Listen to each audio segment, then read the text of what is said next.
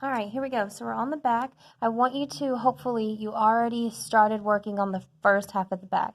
Like, hopefully you've got A through G done. If you don't, at least have A, B, C done. If you don't, then pause this video. Try A, B, and C. Try highlighting, annotating, marking that text, and let's see how you do on A, B, and C. So pause this video, give it a try.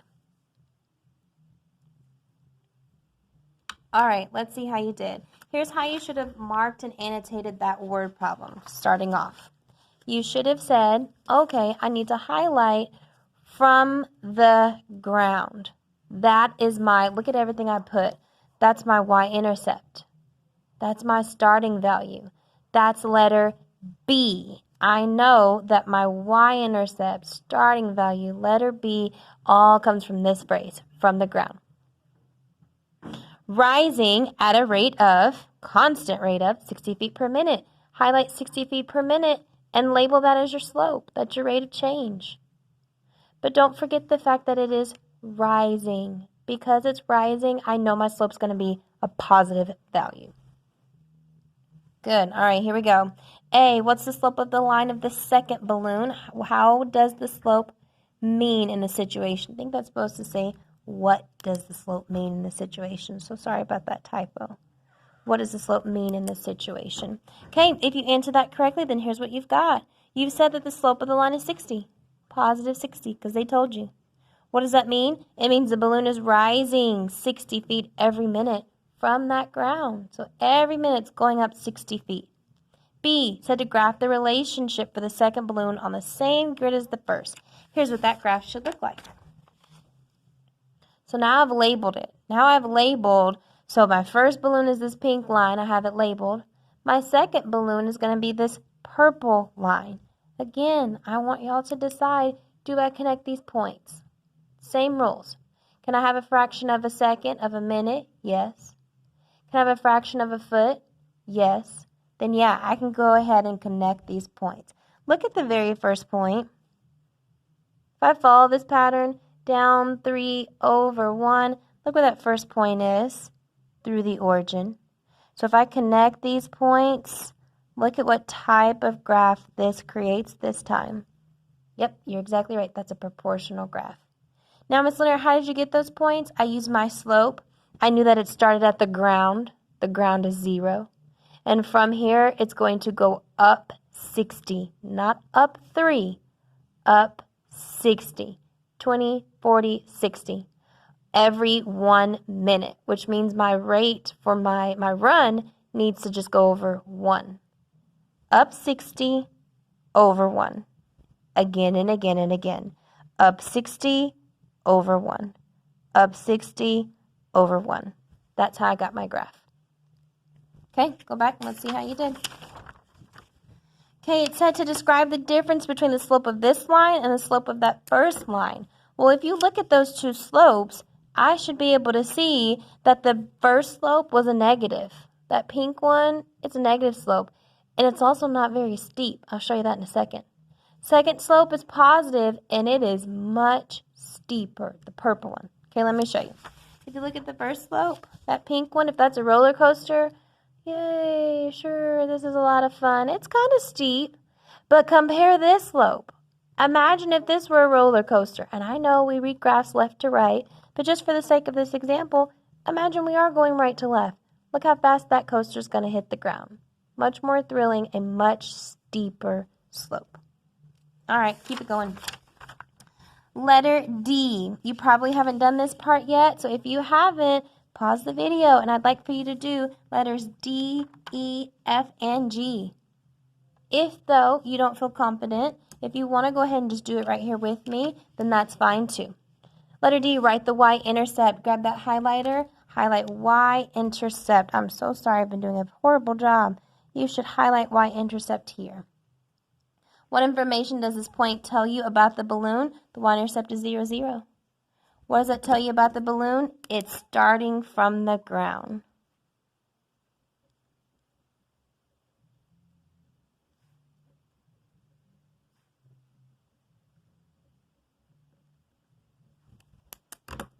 Good.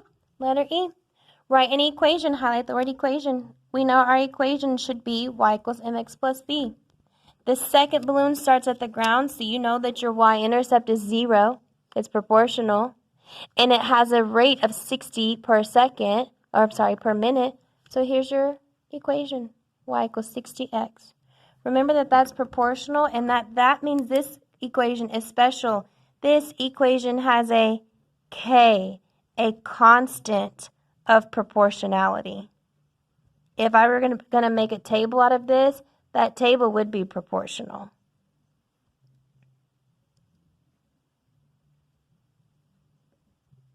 This one has a constant proportionality because it passes through the origin. 60 is my k in this situation. F. At what altitude will the second balloon be in 6 minutes? Altitude means I'm looking for the y value. In other words, when x is 6, what is y? Annotate that. When x is 6 minutes, what is the value of y? Your altitude. Well, use your equation. Just substitute. Y equals 60 times x. So if x is 6, then multiply times 60 and you get your y, 360 feet. Make sure you label that feet. G, when. Highlight the word when. When will the first and second balloons be at the same altitude?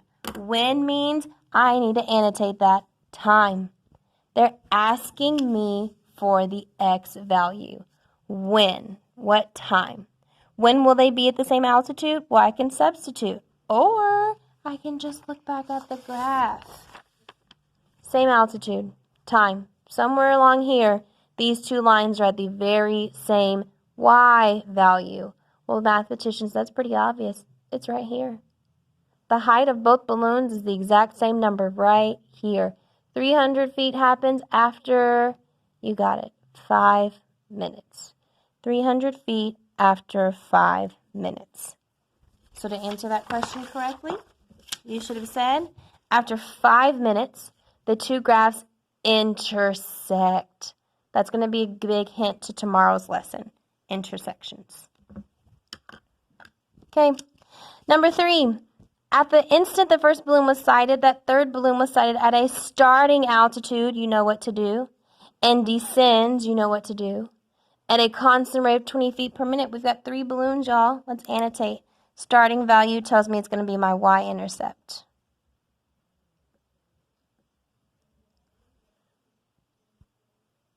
Descends tells me it's going to be a negative slope.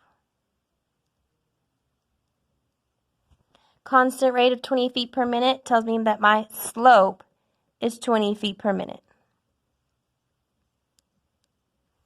I like this question, though. They want you to go straight to an equation. No graph, no table, just an equation. Well, you have your y-intercept, you have your slope, and you know it's negative, so here it is.